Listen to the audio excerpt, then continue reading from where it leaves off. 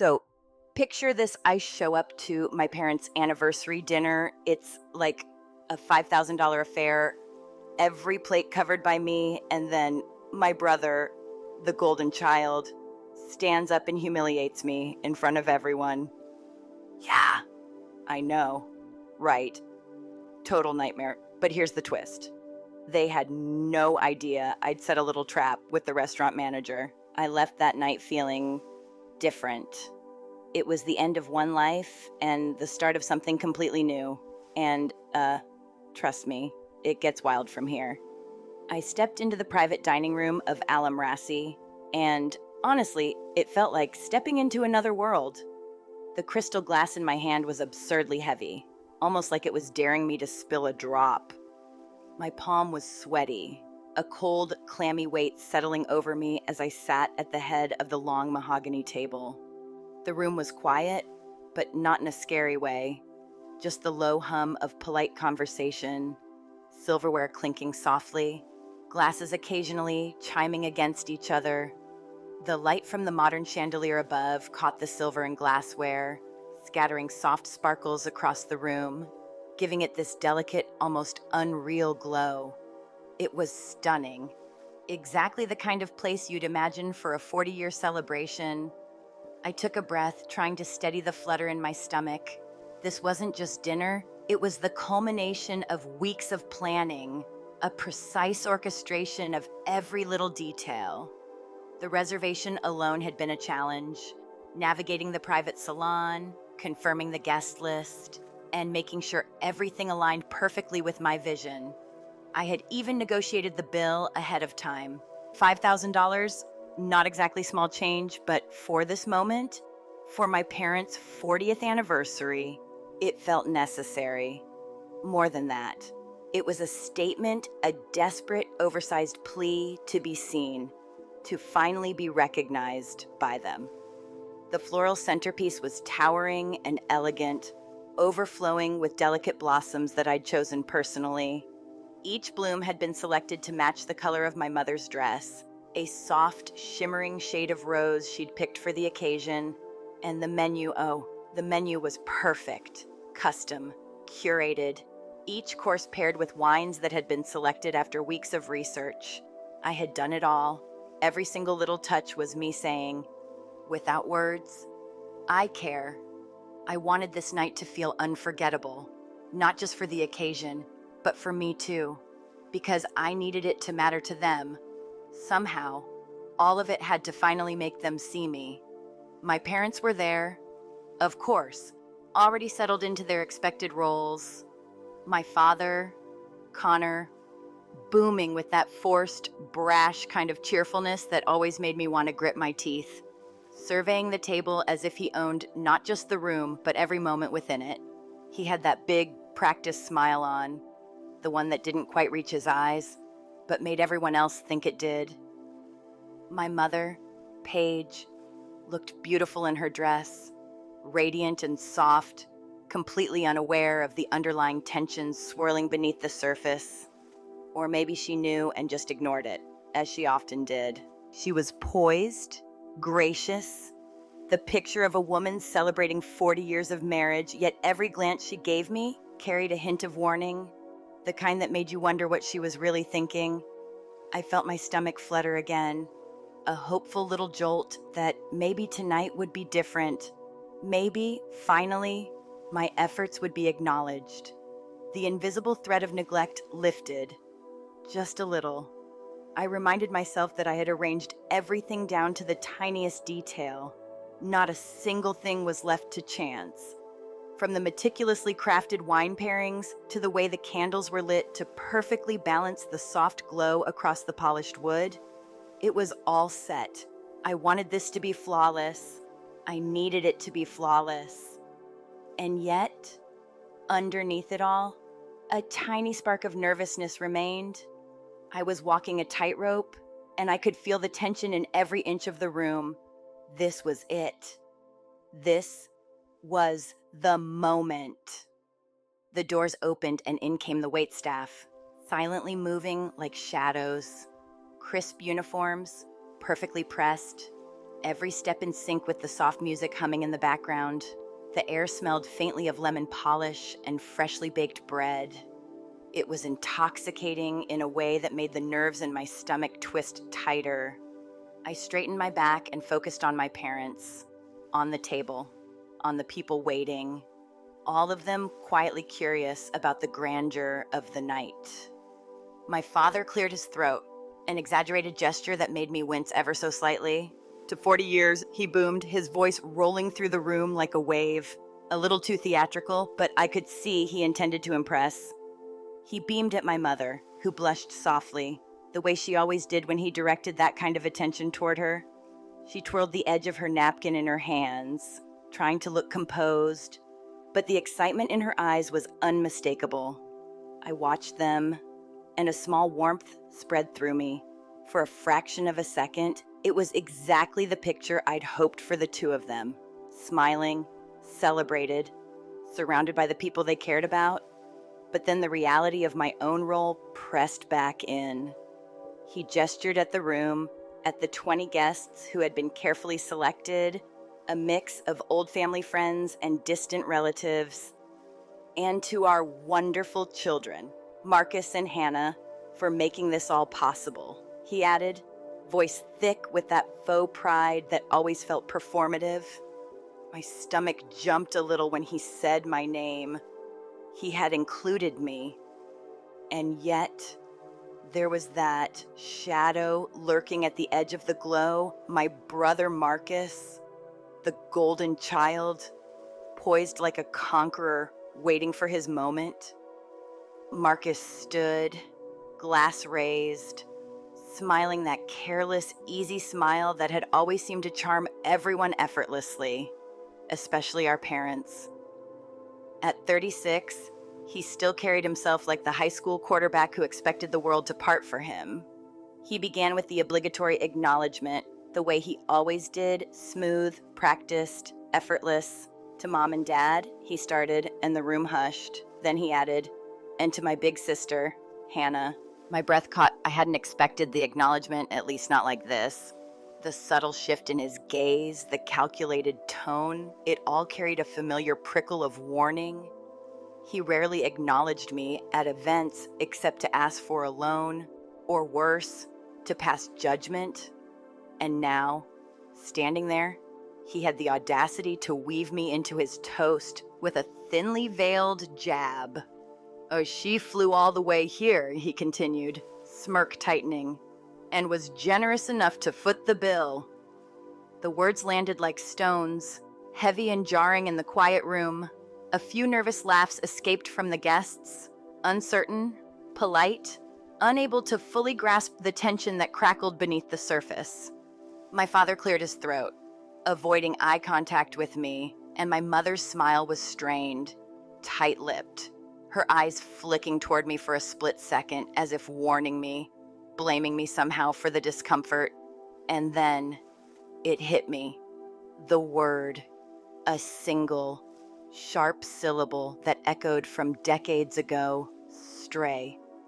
Marcus's old name for me, the one he'd used when I left for college on a scholarship they hadn't supported, resurfaced in my mind, igniting a cold chemical fire in my veins. I was the one who had left, the one who had built a life on my own terms, while he stayed close, basking in the warmth of their endless support. I looked at my parents, my brother smirking, triumphant, eyes glinting with casual cruelty. My mother, embarrassed but not for me, only by me. My father, utterly silent, refusing to meet my gaze, every ounce of hope, every desperate desire for approval, evaporated in that instant. It wasn't just disappointment, it was a profound void, a sudden clarity that the cup I had spent 38 years trying to fill was riddled with holes. And somehow, even here, amidst all the opulence, the flowers, the chandeliers, and the $5,000 bill I had orchestrated, I realized nothing would change for them. I was still, in their eyes, astray. I placed my untouched champagne flute back on the crisp white linen, feeling the weight in my chest shift from anticipation to absolute clarity. I didn't tremble. I didn't cry. I stood, the soft scraping of my chair on the polished floor echoing in the hush. All eyes turned toward me. Marcus's smirk wavered, replaced by a flash of confusion. My mother hissed, telling me to sit, but my voice was steady, almost foreign in its calm. "He wasn't joking," I said simply. I gathered my purse and slipped into my black wool coat, the one I'd bought at a department store, practical and unassuming. I didn't look back as I walked past the startled waiters, through the main dining room, and out into the cold night air. The valet rushed forward, but I waved him off, keeping my pace steady. As I rounded the corner onto the main street, my phone buzzed. "Marcus. Wah. Tea is your problem. Get back here. You're embarrassing Mom." I ignored it. Another buzz. "My mother. Hannah. This is not the time. Come back and apologize to your brother." I hailed a cab, climbed in, and felt a hollow lightness settle over me, strange and freeing. I gave the driver the name of my hotel, watching the understated elegance of Al-Amrasi disappear behind me. 30 minutes. That was the window I had given the manager to deliver the bill. 30 minutes for the consequences of their choices to arrive without my interference. The city rolled by outside the taxi window, a silent witness to the shift in my life. The heavy weight of expectation had lifted, replaced by a strange sense of control. Even in the aftermath of humiliation, I realized then that this dinner, this opulent setting, wasn't just about a celebration of 40 years, it was the stage for a reckoning. And I had planned every detail. Marcus stood up, glass in hand, that infuriating, easy smile plastered across his face, the one that had always made everyone swoon except me. I swear, he had this way of commanding attention without even trying, like the world had bent itself around him since high school. And now, here he was, surveying the room, the soft glint of candlelight dancing on the polished silver, and the audience, my parents, friends, distant relatives falling for it, all of them caught in his orbit. He cleared his throat, raised his glass a little higher, and started speaking in that smooth, practiced tone that made every word seem calculated. To Mom and Dad, he began, and everyone hushed, leaning in, waiting for the obligatory charm. Then came the moment I'd been dreading, the sting I'd tried to steel myself against.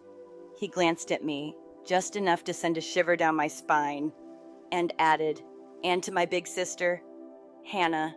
She flew all the way here, took time out of her very important job, and was generous enough to foot the bill." I froze. My breath caught. It landed not just in my ears, but deep inside my chest, rattling a hollow space I'd tried to fill for decades. The word echoed like a bell tolling in a quiet cathedral, even without saying it directly. I knew what he meant, the old nickname I'd been branded with since leaving for college, the stray. That was me, the one who ran off, chased opportunities, and dared to build a life outside the bubble they had constructed, the one who had abandoned the family, while he, the golden boy, remained, basking in their support, untouchable, untarnished by ambition or responsibility. My body reacted before my mind could catch up. The blood rushed to my face, hot and cold all at once. A prickling fire racing through my veins. I wanted to shrink, to disappear, to somehow make this stop without causing a scene. But every instinct told me to stand my ground. I watched the room react, too. A few uncertain, tittering laughs floated in the air, nervous and polite. They didn't understand, couldn't understand. The weight of the words, the history behind them. My father shifted, clearing his throat, avoiding my eyes. My mother, her hand pressed lightly to her mouth, offered a strained smile, a flicker of recognition, a brief, silent warning. They were complicit in the humiliation, or at least willing to let it happen. As if my suffering was an acceptable side effect of Marcus's charm, I felt my hands curl slightly into fists under the table. The crystal glass in front of me was still, heavy, but it felt lighter now, as if the moment had shed the weight of anticipation and replaced it with raw, electric clarity. The room, all its opulence and meticulous preparation, shrank down to a narrow focus me, Marcus, the unbearable history replaying in real time. I realized then that nothing I had done, no lavish dinner, no floral arrangements, no $5,000 bill, would ever earn me their true recognition. It was never about what I gave. It was never about gestures. It was about my place in their hierarchy, a position I had never truly held, and apparently never would. The clarity hit like a wave. 38 years of trying to fill a void that could never be filled. 38 years of wanting their approval, chasing it, bending myself around their expectations, and all for what? For a fleeting moment of acknowledgement that was, in the end, cruelly conditional. My chest tightened, but strangely, it wasn't panic. It was resolve, a cold, sharp realization that I could no longer rely on them for validation. Not in this life, not ever. I pushed the glass away, untouched. The cold weight that had burdened my hand was gone, replaced by a clear, almost terrifying sense of purpose. I didn't hesitate. I rose from my chair, the soft scrape of its legs on the polished floor cutting through the murmurs in the room.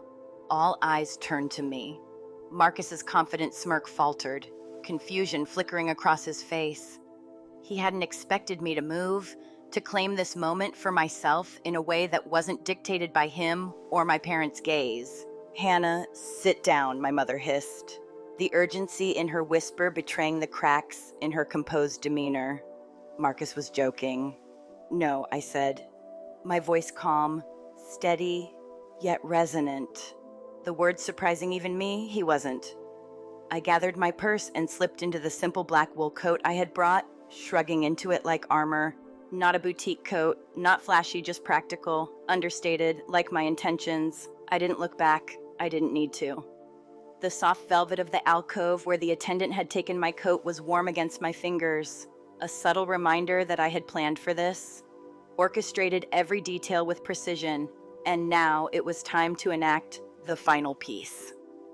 I walked past the waiters, their crisp uniforms glinting under the chandelier, their expressions a mix of surprise and respect.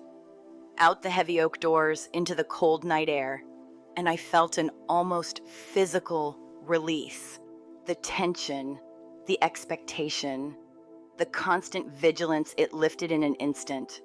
I pulled my coat tighter around me and walked, not fast, but purposefully, away from everything that had tried to bind me for decades. The city night embraced me. Streetlights glimmered on wet pavement, cars whispered by, oblivious to the quiet revolution I was enacting in my own life. My phone buzzed against my side. "Marcus." "Wah, tea is your problem. Get back here. You're embarrassing Mom." I ignored it, letting the vibration fade into the rhythm of my steps. Another buzz. My mother, "Hannah, this is not the time. Come back and apologize to your brother, again." I ignored it. The words felt distant, trivial, powerless against the newfound clarity coursing through me. I hailed a cab, climbed in, and gave the driver the address of my hotel without a hint of hesitation. The cab pulled into traffic, and I watched Alamrassi recede into the background, its elegant, understated entrance disappearing behind me. I thought about the 30-minute window I had set with the manager, the grace period for the $5,000 bill to be processed only if I authorized it. I smiled faintly to myself. This wasn't just about leaving. This was about finally being in control of the consequences, watching events unfold without being dragged into the chaos that had defined my family relationships for so long. My phone buzzed again. This time it was a call from my father. I let it ring. The betrayal, the insult, the years of conditional acceptance. It wasn't just in the words Marcus had spoken. It was in the silence that followed. I didn't answer. Another buzz, another text from Marcus. All caps, frantic. Call Dad now. What did you do? The manager is here. This is a $5,000 bill. My pulse was steady, calm. I set the phone down, let it buzz, let them call, let them text. For the first time, I didn't need to intervene, didn't need to justify myself, didn't need to manage the fallout. That hollow, strange lightness from the first steps out the door had blossomed into something bigger freedom. I let my thoughts drift back to the night before, the conversation I had had with Mr. Dubois, the restaurant manager, 3 days prior. How meticulous, how calm, how calculated I had been. The verbal confirmation code, the word vindication, the careful planning to ensure that the financial responsibility would revert to my father if I didn't authorize the charge. Every small detail had been thought through, every possibility accounted for, and now the trap was set. Marcus didn't know, my parents didn't know, and I, for the first time, felt untethered from the roles they had forced upon me. The cab rolled on, the city lights blurring past. I thought about the past, about being the stray, about the ways my family had never fully embraced me, despite my efforts, despite the sacrifices, despite the generosity I had extended, the sting of being used, the constant undercurrent of judgment, the relentless favoritism toward Marcus, all of it, and yet here I was, walking away from it, leaving the room, leaving the humiliation and letting the consequences play out without me.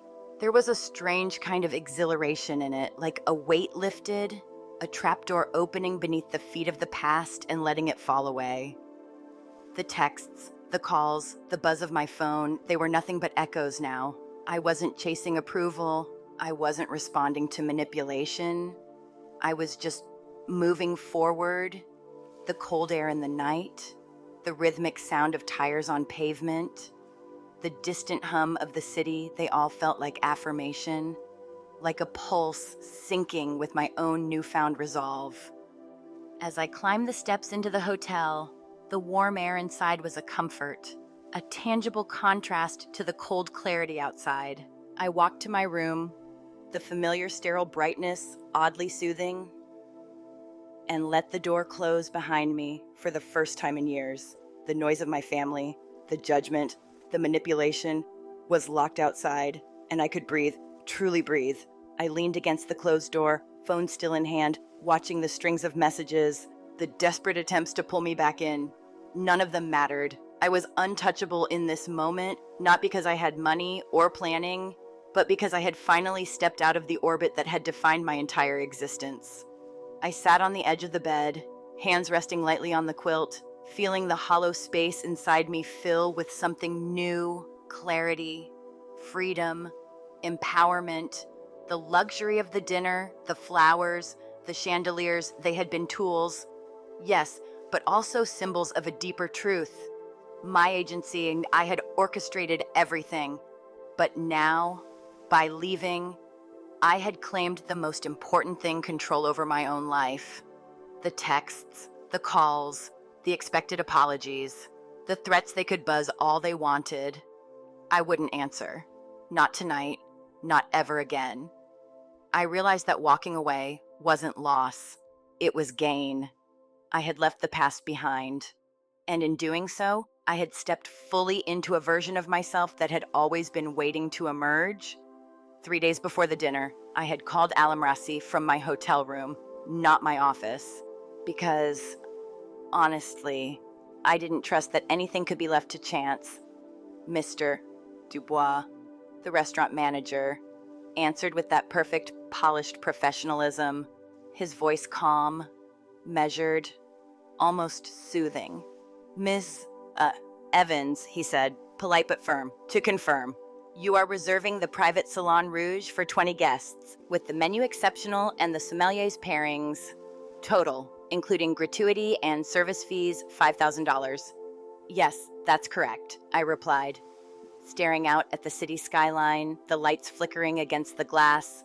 But then I added, carefully, almost casually, but I have one specific condition regarding the payment. There was a pause on the line, just long enough to make me feel the tension coil tighter. A condition, madam, he repeated, eyebrows slightly raised, voice gentle yet curious. I leaned forward, my fingers tapping lightly against the desk. Yes, I am a portfolio manager. Mr. Dubois, I deal in risk, verification, contingencies. I'll place my corporate card on file to secure the reservation. Of course, card number, security code, billing address, everything. But here's the thing. The final charge is not to be processed until I give you a verbal confirmation code at the end of the evening. I heard the faint clicking of keys as he processed the details. A confirmation code, he asked, clearly intrigued. Yes, I said, the word catching slightly in my throat. Let's call it vindication. At the end of the evening, I will find you. I will say the word, and only then will you process the payment. If I do not give you this code before leaving, you are to assume the authorization has lapsed, and the financial responsibility reverts to the host on record, Mr. Connor Evans. A silence stretched over the line. I imagined Mr. Dubois sitting there, silver-haired, impeccably dressed, assessing the eccentricity of my request against the backdrop of a $5,000 hold. The pause felt charged, almost suspenseful, and I allowed myself a small, satisfied smile. I was counting on his professionalism, on his ability to respect procedure, because I absolutely couldn't trust my family to behave predictably. If Marcus tried to manipulate the situation, if my parents attempted to intervene, the last thing I needed was the charge hitting my account unexpectedly. Mr. Dubois finally spoke, his voice calm but firm. This is highly irregular. Madam, I understand. I said, my tone flat, almost final. It is non-negotiable.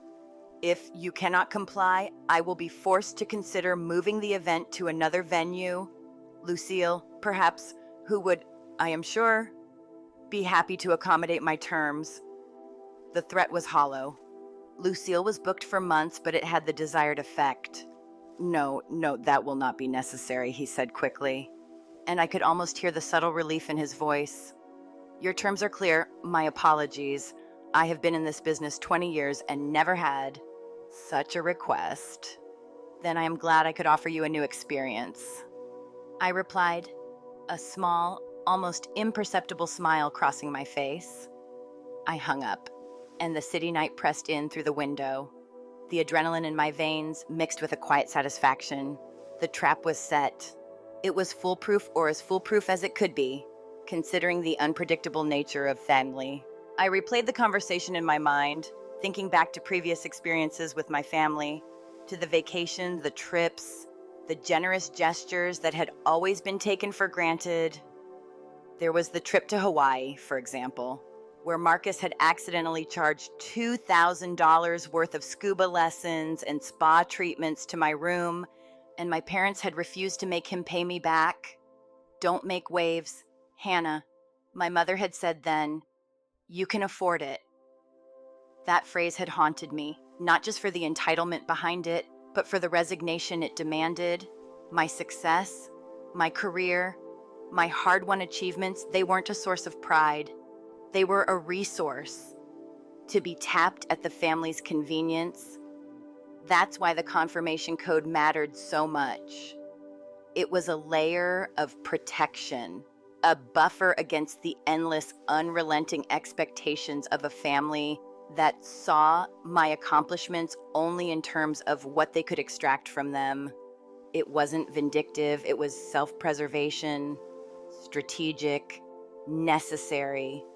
I couldn't count on my parents to respect boundaries, and I couldn't trust Marcus to behave honorably. The entire $5,000 dinner could have been hijacked, turned into a weapon against me. by requiring a verbal code, I retained control over the outcome. I was the one making the decision about who would pay, when, and under what circumstances. I thought about the psychology behind it.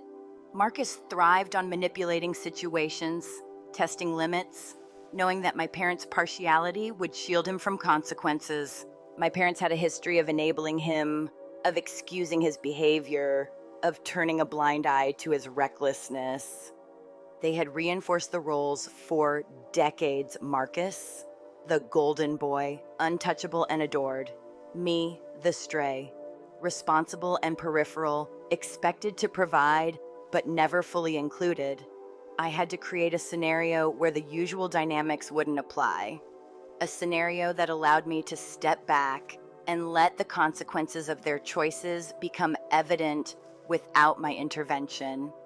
And so, the code, the verbal authorization, was a small but critical act of strategy.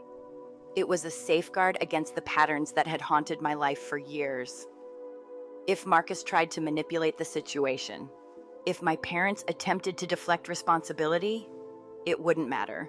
The mechanism was in place to ensure that the person legally responsible for the bill would be the one who truly owned it, my father, the host of record, fully accountable for what transpired. I felt a strange thrill at the thought. It wasn't cruelty. It was justice, careful, controlled, measured. I pictured the evening itself, each step of the plan unfolding perfectly.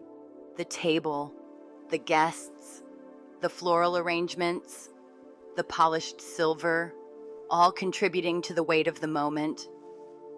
Marcus would rise, toast, smirk.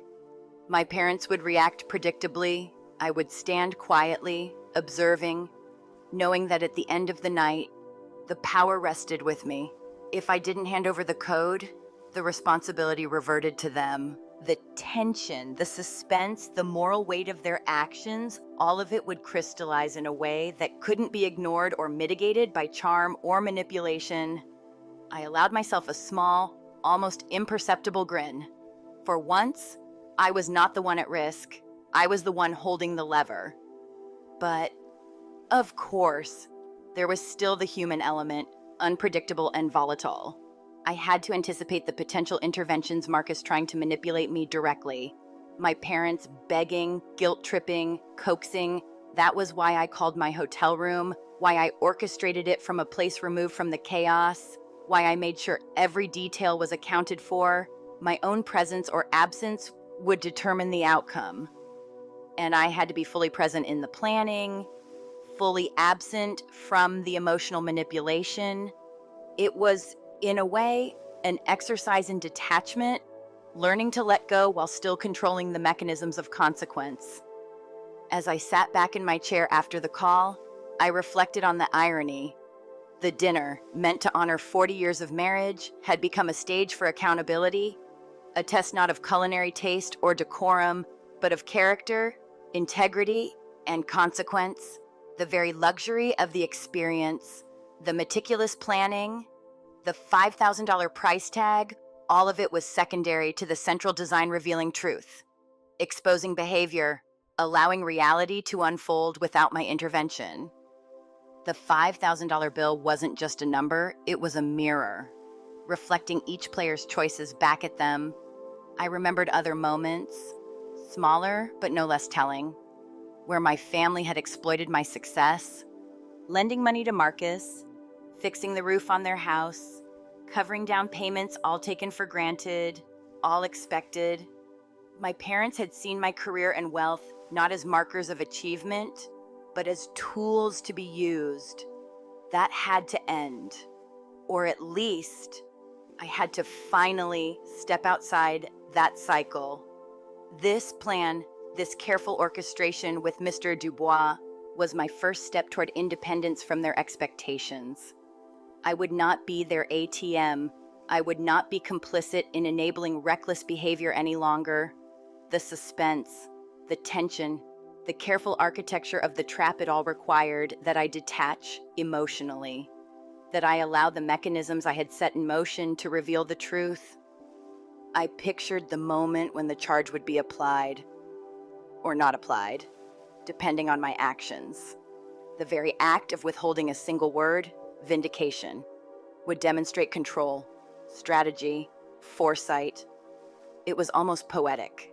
A calculated ballet of consequence played out in a private dining room full of oblivious participants. And yet, beneath it all, there was a nervous thrill, the kind that comes from holding a secret, from knowing that the ordinary rules had been suspended. Marcus had no idea. My parents had no idea. The entire system relied on my careful intervention, or more accurately, my careful non-intervention. It was a tense, delicate dance between preparation and chance, a demonstration of how meticulous planning and strategic thinking could intersect to create a decisive outcome. Every contingency had been considered, every potential intervention anticipated.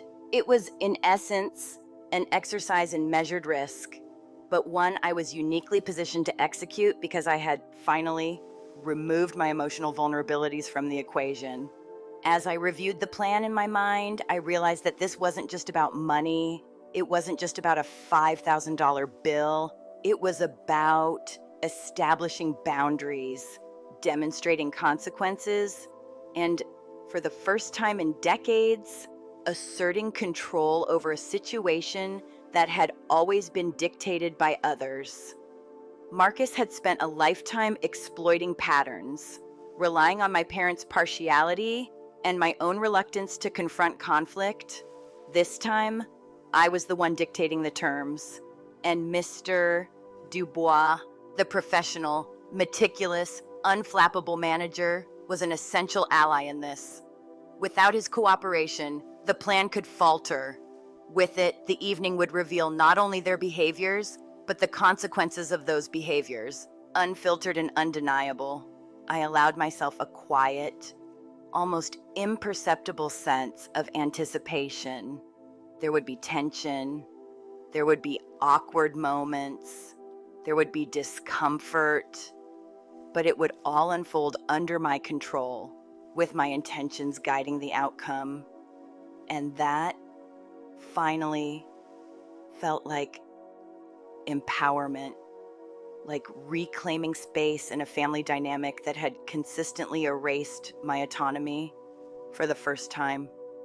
The opulence, the attention, the meticulous preparation were aligned not with approval or recognition, but with strategy, foresight, and ultimately, liberation. It was, in every sense, the beginning of a new chapter, one in which I was fully in charge of my own narrative. To really understand what was happening that night, you have to understand Marcus and me, the dynamic that had been cemented long before Alam Rassi, long before the $5,000 dinner. Marcus was the golden child, always had been. He had this effortless charm, the kind that made teachers overlook his missteps, that made family friends gush about how naturally talented he was, how good he was with people. It didn't matter that he floundered through jobs, that his credit was a disaster, or that he relied endlessly on our parents' support. No, he could do no wrong. His failures were either youthful mistakes, excused with a shrug and a story that made him heroic in the eyes of the family, or just ignored entirely. It was as if the universe, and certainly our parents, had conspired to give him a free pass through life. And then there was me, the stray. That's what I'd been called when I left for college on a scholarship. The one they hadn't supported, the one who had dared to step outside the bounds of our quiet, suburban existence and make something of herself. I was the quiet, intense one. The thinker. The one who buried herself in books and ambition. The one who had to fight tooth and nail for every opportunity. My successes weren't celebrated. They weren't seen as triumphs or markers of intelligence or hard work. No, they were treated as resources, as tools as proof that I could be leaned on for whatever Marcus couldn't, or more accurately, wouldn't handle himself. Every loan I gave, every house repair I funded, every trip or tuition I covered, it was all taken for granted. I was the walking ATM, the emergency fund, the one who made life smooth for everyone else while never really being part of the family. Not really. I could count on one hand the number of times my accomplishments were seen as anything other than means to an end for someone else's convenience. My mother would reassure me, "You can afford it," as if my financial independence erased any emotional expectation of acknowledgement, love, or respect. My father, silent but ever observant, approved when Marcus succeeded, never noticing, or perhaps deliberately ignoring, the countless hours I had spent building my life, my career, my net worth from scratch, and my achievements. They were extraordinary, at least by conventional standards. Academic scholarships, high-powered internships, climbing the ranks to become a portfolio manager at one of the city's top investment firms. I had a life, a career, a financial stability that eclipsed theirs. And yet, in the eyes of the family, this wasn't success. It was abandonment. My success wasn't a triumph. It was a rebuke, a glaring spotlight on a Marcus laziness, entitlement, and failure. And oh, how my parents coddled him, excused him, shielded him. The more I achieved, the more they enabled him, and the more he resented me, though he would never admit it outright. His charm masked the quiet, simmering jealousy, but I felt it. I always felt it. It was exhausting, being both the powerhouse and the scapegoat, the one who was never fully a member, never fully accepted. Every family gathering, every dinner, every holiday had its underlying tensions, its unspoken hierarchy. Marcus had the luxury of being adored, forgiven, and excused. I had the luxury of being invisible, useful, and expected. It wasn't fair, but it was the family's reality, one I had learned to navigate with precision, caution, and a little bit of cold calculation. I thought back to small incidents that had built the foundation of this dynamic. When I wrecked my first car, it was a minor disaster in the eyes of the law, but it had become a moral test within the family. Marcus had lied about something minor once, something involving money and trust, and my mother had swooped in to protect him, turning a blind eye while I bore the consequences of my own careful, rule-abiding actions. The message had always been clear: Marcus could do no wrong, and I was expendable. Every scholarship, every promotion, every extra dollar I earned, it became less about me and more about how it could be leveraged for the family. My achievements were measured in utility, not pride. And yet, despite the slights, the manipulations, the favoritism, I had never stopped striving. Ambition was in my blood, a relentless need to prove not to them, but to myself, that I could build a life on my own terms. I left for college, even though my father frowned, even though my mother fretted about social awkwardness or being too far from home. I got the degree, interned at thankless jobs, clawed my way into positions of influence and financial security. Every accomplishment felt hard-earned, precious, and yet strangely empty in the context of my family's inability to acknowledge it. I was alone in my victories, celebrated by strangers, colleagues, mentors, and the world at large, but not by the people whose approval had been my compass for so long.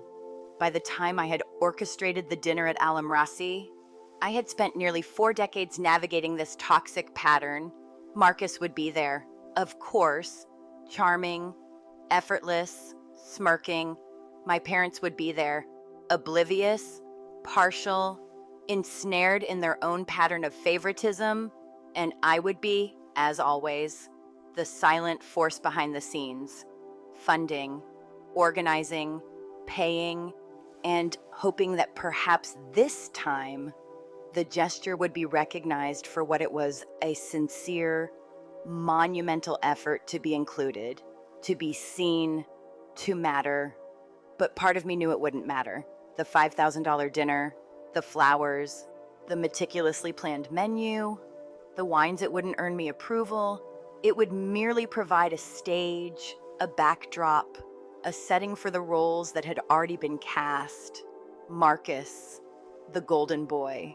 Me, the expendable, the outsider, the one who could be celebrated for what I provided, but never for who I was. The tension, the simmering resentment, the history of favoritism, it all came to a head at the head of that mahogany table. And in that tension lay a strange sense of power. I understood the script. I knew the cues. I knew that the moment Marcus spoke, when he raised his glass with that careless, confident smile, it would be more than a toast. It would be a declaration, an assertion of hierarchy, a subtle but devastating reminder of how long this dynamic had governed my life. And yet, for the first time in a long time, I was prepared to step outside that script. I had planned, I had strategized, I had built contingencies. I wasn't just paying for a meal, I was orchestrating a moment that would expose truths that had long been ignored. The history of favoritism, the years of small cutting slights, the careful avoidance of genuine acknowledgement had shaped me.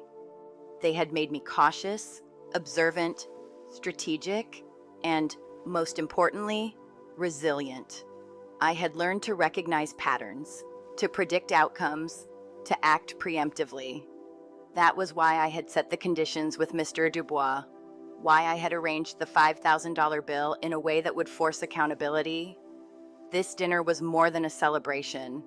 It was an experiment in truth, a test of character, a confrontation of long-standing behaviors.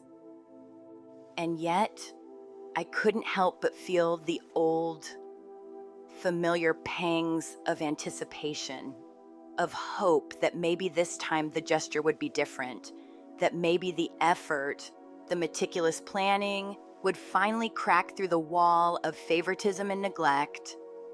I allowed myself that tiny flicker of hope, knowing that it was delicate, fragile, and perhaps, inevitably, temporary. Still, it was necessary. It fueled me, focused me, kept me alert to the nuances, the gestures, the subtleties that would determine how the night unfolded. Even as I reflected on decades of slights, of being treated as a resource rather than family, I recognized the strange interplay of love and expectation, the convoluted mix of admiration and resentment that had defined my upbringing. Marcus was loved, admired, excused. I was useful, relied upon, resented for being capable, and never, ever fully included. And that, more than anything, explained the tension that now, years later, would define the events at Alamrasi.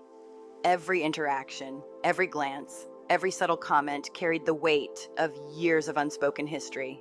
I thought about the future, the potential outcomes, and the lessons learned.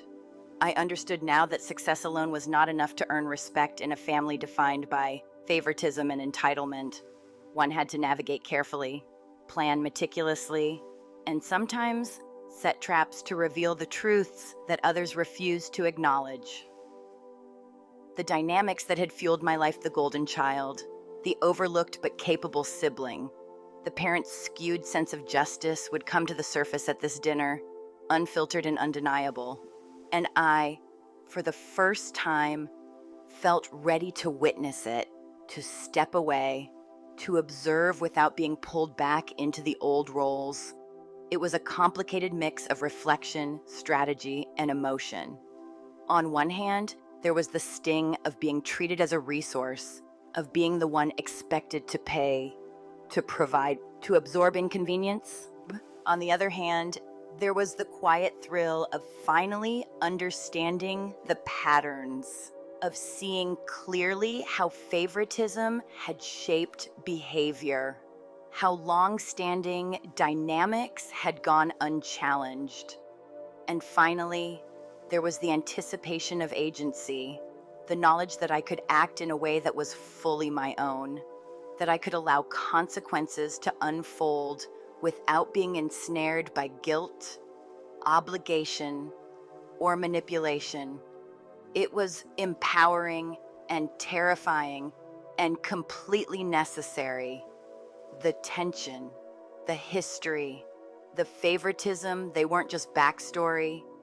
They were the fuel for every action, every reaction, every decision that would take place at the table that night. Marcus' smirk, my parents' half smiles, their subtle glances, their unspoken judgments, they were all part of a narrative that had been decades in the making.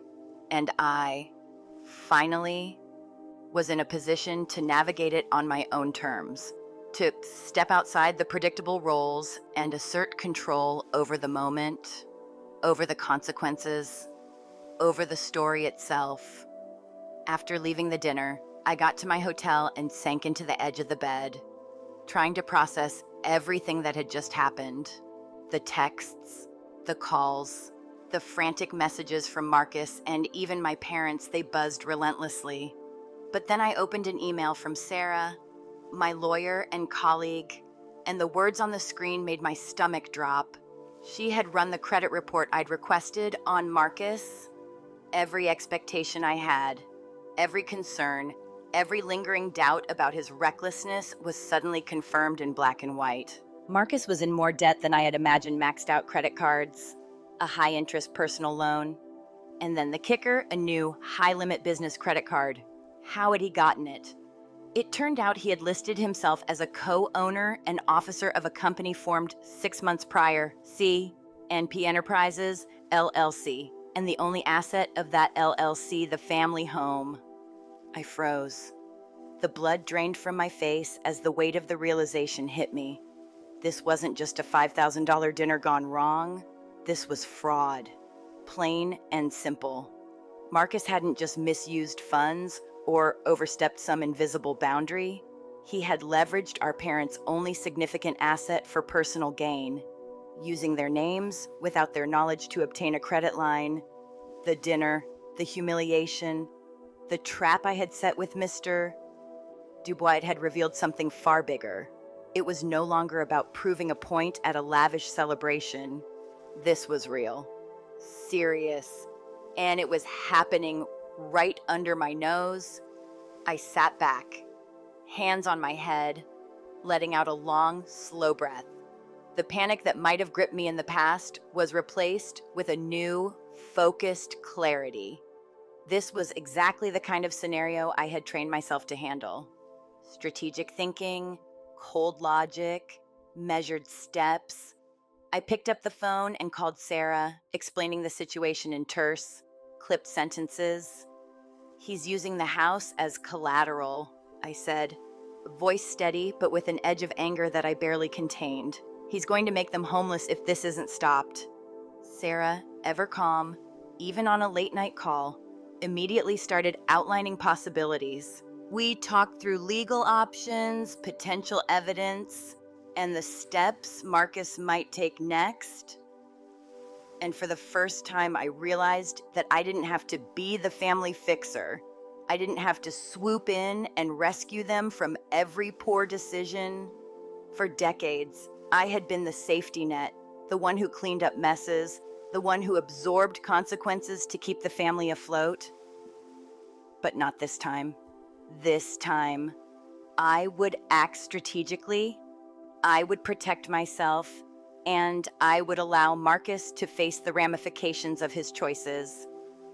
We started compiling everything: emails, credit card applications, LLC filings, the itemized receipt from the Lambercy dinner, notes from Mr. Dubois. Every document became a piece of evidence, a shield, and a lever. This wasn't just a defensive move. It was empowerment. It was finally taking control of a situation that had always been dictated by the family's favoritism and entitlement. The irony wasn't lost on me. The trap I had set for the dinner, the verbal confirmation code, the carefully orchestrated $5,000 had revealed a far bigger problem.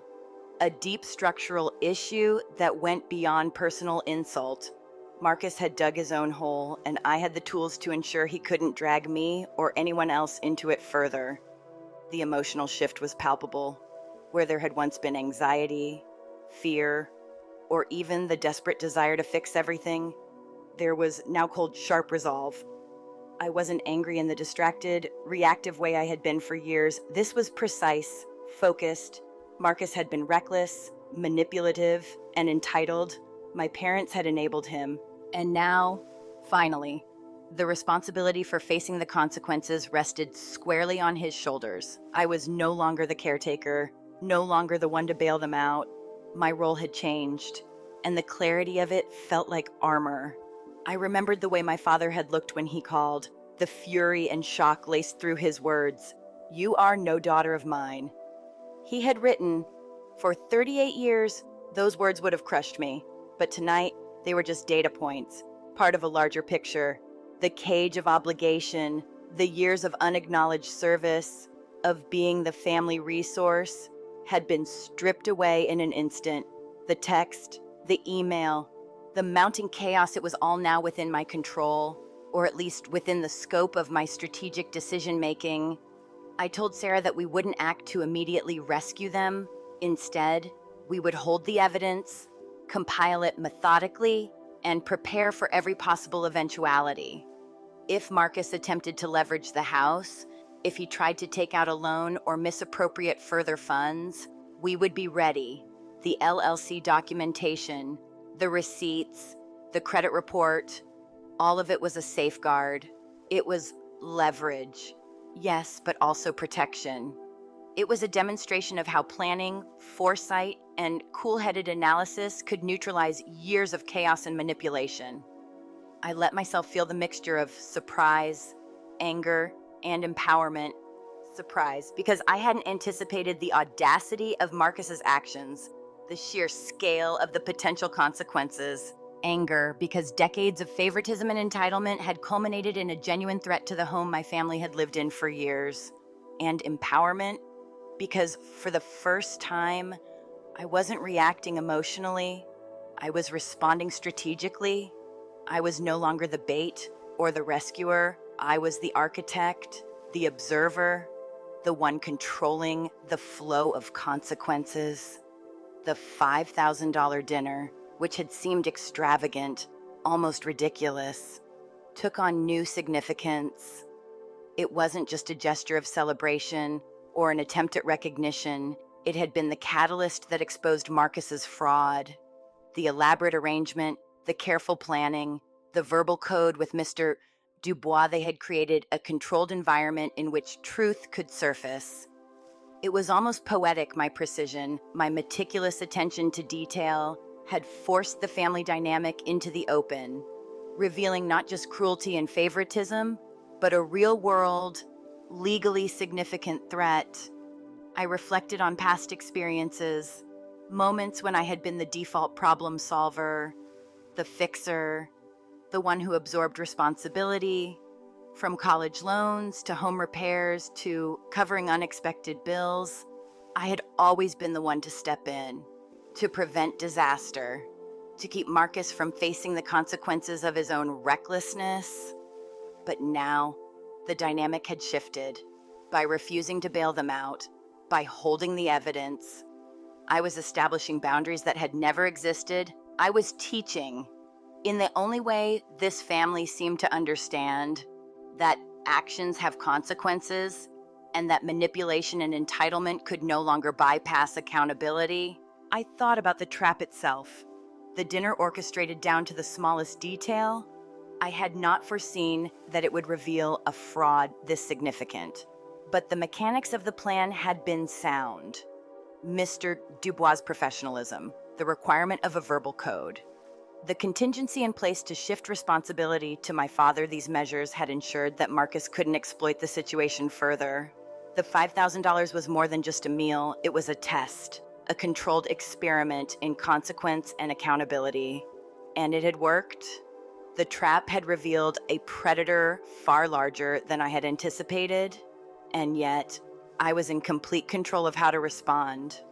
I felt the subtle thrill of empowerment mixed with the icy sting of realization. This wasn't personal revenge. It wasn't about humiliating anyone. It was about establishing order in a system that had always been chaotic, biased, and unfair. The legal framework, the documentation, the meticulous evidence collection, all of it was an assertion of autonomy, a clear boundary, a strategic shield against decades of manipulation and expectation.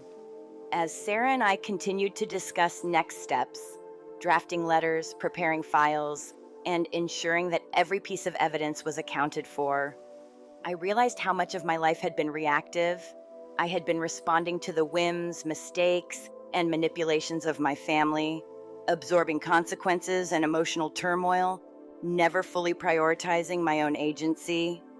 This moment, this realization, marked a fundamental shift. I wasn't the one scrambling, the one trying to fix mistakes. I was the one planning, anticipating, and protecting myself.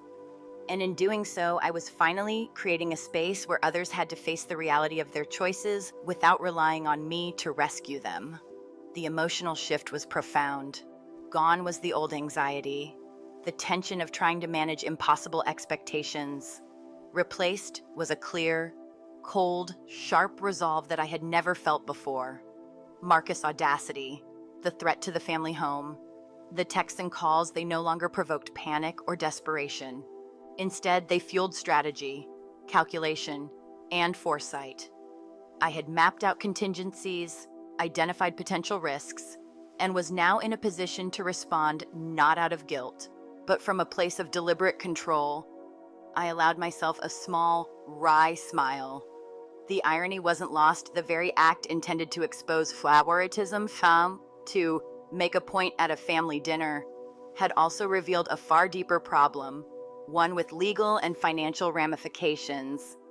The $5,000 dinner had done more than cause a moment of awkwardness. It had exposed a pattern of fraud, entitlement, and risk that no amount of charm or manipulation could conceal. And the best part? For once, I wasn't the one in jeopardy. The trap had worked, the evidence was secure, and the power had shifted firmly into my hands. As I reviewed the files, emails, credit reports, and receipts one last time, I felt a sense of satisfaction that was both pragmatic and profoundly human. Surprise, anger, empowerment all tangled together, but channeled into a single, decisive purpose to protect myself, maintain boundaries, and ensure that Marcus faced the consequences of his actions. The drama of the dinner had been just the beginning. The real strategic work, the real assertion of control, had only just started. And for the first time in decades, I felt fully capable of navigating it with clarity, precision, and a deep sense of agency. The morning after the dinner, I went back to Alamrasi, not for family, not for pomp, but for one crucial thing, the receipt. Mr. Dubois was at the host stand, quiet, reviewing the seating chart, calm as ever. He looked up when he saw me and gave a slight nod. Recognition, maybe a touch of pity, but otherwise neutral. "Ms. Evans," he said, inclining his head, "I did not expect to see you again so soon." "I know," I said, keeping my tone professional. "I apologize for the scene last night. It wasn't my intention to put you in that position." He shrugged slightly. "I've seen families implode over less than a menu. Exceptional. 30 years in this business. It's not uncommon." "I understand," I said, nodding. "I'm here because I need a favor. I need a copy of the itemized receipt from last night, including the payment method." His eyebrows rose. "That's delicate. The transaction wasn't under your name." "Correct," I said, lowering my voice. "It was fraudulent. Marcus Evans is not an authorized signatory for the LLC card used. That $5,000 dinner is evidence, and I need it documented." He studied me for a long moment, then typed something into his terminal. The printer clicked quietly, and he pulled out a folded receipt, handing it to me. "This is the guest copy." I cannot give you the merchant copy with the full signature, but our security cameras are motion activated. Any request from authorities will show exactly who signed the bill. I took the envelope, relief and quiet satisfaction washing over me. This was more than a piece of paper. It was a weapon, a shield. I could finally ensure the legal protection I needed. Thank you, Mr. Dubois. Truly, I'm just maintaining the integrity of the transaction, he said, formal, calm. Good luck. Outside, the air was crisp. The sun was bright, the city buzzing. My phone vibrated with new texts, calls, Marcus, Mom, Dad. Panic, guilt, frustration all directed at me. I let them ring. I had the proof. I had the evidence. I was no longer reacting. I was acting strategically. Back at my apartment, I set the envelope on the counter and finally allowed myself to breathe. That's when Marcus showed up, sitting on the bench in the hallway outside my door, looking disheveled, desperate. His hair was mussed, suit rumpled, eyes wide. Relief and panic were tangled across his face. "Hannah," he said as he stood, voice cracking. "Thank God. You have to help me." I kept my hand on the doorknob, suitcase behind me as a barrier. "How did you get in here?" "Marcus," I asked. Flat, controlled. "I don't have time." "You have to call them. Mom, Dad, they think I stole from them. They're freezing accounts." "Talking to a lawyer?" he said, stepping closer. I tightened my grip. "I have nothing to say to them, and nothing to say to you. Step back." "No, you don't understand." His voice rose, cracking. "Your text, they listened. They froze the LLC account. They're talking to a lawyer. You have to fix this." I stepped back, heart steady, mind clear. Old panic, old anxiety, the reflex to fix, to clean up surfaced for a split second, then vanished. "You did this, Marcus. Every choice, every reckless step is yours. I am not your safety net. I am not the family ATM. I will not bail you out." Shock and disbelief crossed his face. "You'd let them be homeless." "Yes," I said, firm. "This is the consequence of your actions. I am not responsible for fixing it. Not now. Not ever again." He stammered, desperation rising. But I didn't waver. "Now leave," I said, voice low and dangerous. "If you come near my home or office again, I will file a restraining order. I have every piece of evidence, documented receipt, LLC filings, loan applications, security footage. Test me, and you will face the consequences." Rage, fear, confusion contorted his face. You always hated me," he spat. "I do not hate you." I said, "Deliberate. I am not bailing you out. You chose this path. Face it. Goodbye." I stepped inside, shut the door, double-locked it, heart hammering, pulse steady. The muffled scream, fist hitting the wall, the elevator dinging it all faded. I sank to the floor, letting clarity settle. For once, I wasn't reacting. I wasn't the family fixer. I was the strategist, the observer, the one in control. The following weeks were quiet, no calls, no panic, just the routine of my life and the deliberate, careful construction of my legal shield. Sarah confirmed our evidence file could put Marcus away if necessary.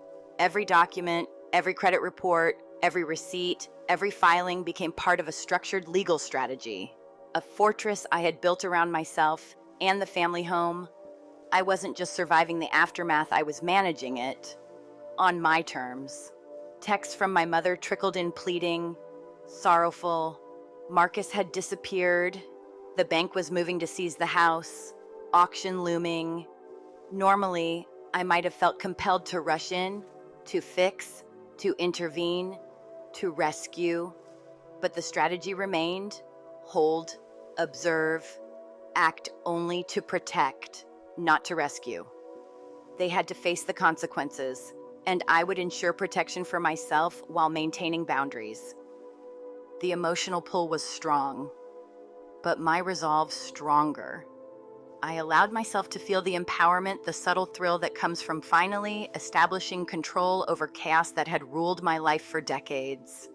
The old reflex to fix, to apologize, to intervene was replaced by a calm, strategic mindset. I was the architect now, not the scapegoat. The chaos outside my door was irrelevant.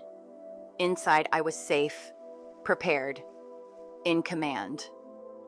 I thought about every step, every conversation, every decision, the receipt from Mr. Dubois, the careful documentation, the legal shield, the firm boundaries. I had orchestrated it all. I was no longer reacting. I was responding with clarity, foresight, and precision. The dinner, the humiliation, the texts, the frantic messages, they had led to this moment of complete control. For the first time, I felt untouchable within my own domain. Even Marcus's confrontation, so tense, so emotionally charged, ended on my terms. I set the boundaries, I defined the consequences, and I enforced them. There was no wavering, no guilt, no impulsive reaction, just clarity and a sense of empowerment I had never felt before. I could act strategically, protect myself, and let the consequences unfold for others without being dragged into the chaos. This was a new kind of freedom. The patterns that had dictated my life, favoritism, manipulation, entitlement, had been disrupted.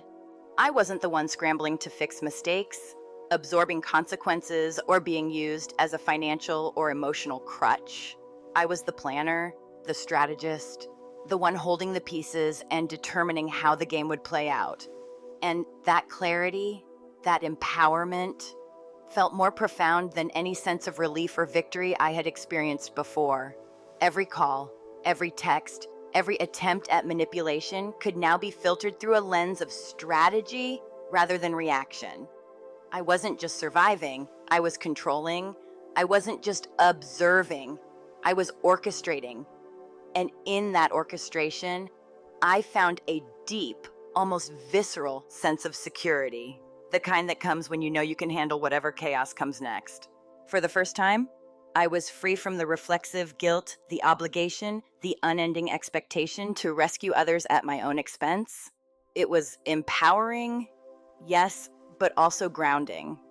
I could see the consequences laid out, every risk accounted for, every piece of leverage secured. I was no longer the pawn. I was the player, and the rules had changed. Marcus's desperation, the family's panic, the looming threat to the home, all of it existed in a controlled framework now, where I dictated the pace, the interventions, and the limits. I had finally stepped outside the reactive cycle, and it felt like stepping into sunlight after decades of shadow. And in that sunlight, clarity, empowerment, strategic action. I wasn't just responding to chaos, I was creating order, establishing boundaries, and asserting control over the dynamics that had ruled my life for far too long. The receipt, the legal shield, the firm confrontation with Marcus, all of it combined to form a foundation I could finally trust, a space where I was no longer at the mercy of family drama, guilt, or obligation. For the first time, the narrative was mine, and that made all the difference. A few days later, I became the legal owner of the family home, purchasing it anonymously at the auction for the exact amount of Marcus' fraudulent loan. It felt surreal, holding the deed, knowing that the house was finally under my control. I wasn't doing this to punish my parents, though they had made their choices, nor to rescue Marcus from his recklessness. I was creating boundaries, clear, enforceable lines that no one could cross. I drafted a lease for my parents, $1 a year, with a behavior clause that spelled out exactly what was and wasn't allowed. No financial aid to Marcus, no co-signing loans, no sheltering him in the house. Violations meant immediate termination of the lease. When I presented it at the Marriott, they were small, lost, and exhausted, but they signed. I kept it businesslike, firm, and calm. My role had shifted. I was their landlord, not a parent, not a safety net. I explained that this was the only way to protect everyone from further chaos, including themselves. The locks were changed, a security system installed, monitored by me. For the first time, the house, and by extension, my family was under rules that actually made sense. Rules that I enforced without guilt or fear. Marcus tried once, months later, showing up at the door, shouting, demanding entry. I watched it on the security feed. My parents followed the rules. Police arrived. The situation resolved without me stepping in, and I felt that rare, satisfying clarity I had done what needed to be done. And it was respected. Life settled into a quiet rhythm. Texts from my mother came weekly, simple, factual, and limited. We weren't close, but the relationship was honest, free from manipulation, expectation, or resentment. My parents were safe. The house was secure. And for the first time in decades, I was free from the toxic cycle that had defined our family. I could finally step back, breathe, and look at everything with clarity. I had acted decisively, enforced boundaries, and maintained control. The anxiety, the obligation, the feeling of being a perpetual fixer, all of it lifted. I wasn't estranged because I wanted to punish. I was free because I had finally created order and peace on my own terms. The balance sheet was clear, the debts were settled, the house was under control, and I, at last, was no longer the stray. And that's how it all unfolded: a $5,000 dinner, a family betrayal, and finally reclaiming control of my life. It wasn't easy, and there were moments I thought I'd never feel this kind of clarity or empowerment, but sometimes stepping away and setting boundaries is the only way to really take charge. If this story left you thinking, feeling, or just a little curious about what you'd do in that situation, stick around. There's more stories like this that are worth hearing.